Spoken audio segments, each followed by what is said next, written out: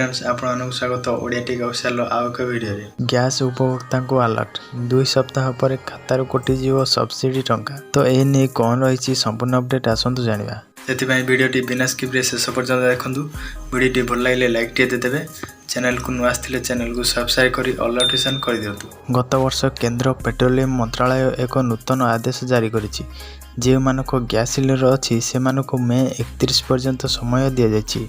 वर्तमान LPG subsidy पाइबा e-KYC बाध्यतामूलक कर समस्त गैस ग्राहकों को सेमानक गैस जोगाण सह जड़ित एजेंसी को जाई ई-केवाईसी कार्य करने को निर्देश दि जाइछि नचेत सेमानक सब्सिडी बंद हो पारे। ई-केवाईसी एही कार्य गैस एजेंसी कार्यालय सकाळ 10 टारू 5टा पर्यंत करा जाई पारिबो। 31 मे सरकार निर्देश ई-केवाईसी आरंभ होइतिला।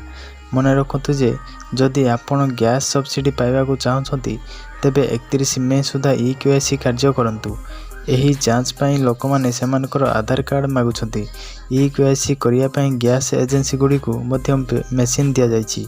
एथिरे जेउ व्यक्ति नाम गैस संजोग अच्छी सेमानक आंगुठी छाप जरूरी। केंद्र सरकार जारी करिथिबा नूतन नियमावली अनुसार जो माने ई-केवाईसी करंती नहीं सेमानकु कम सिलिंडर किंबा सिलिंडर सब्सिडी दिया जिवो नहीं। तेणु एहीपरि समस्या रक्षा पाई तुरंत ई-केवाईसी संपूर्ण करंतु। केंद्र सरकार नूतन नियम जोगु जे माने नकली दलिल दे सिलिंडर पाउछंती सेमानक सिलिंडर अवरोध करा जिवो। कोनोसी ऑनलाइन बुकिंग हेबो नहीं। नूतन नियम अनुसार यह स्पष्ट जे जदि कौनसी घरे समान नाम थिबा 2टी रु अधिक सिलिंडर थाए तेबे द्वितीय सिलिंडर स्वयंचालित भाव में अवरोध हो।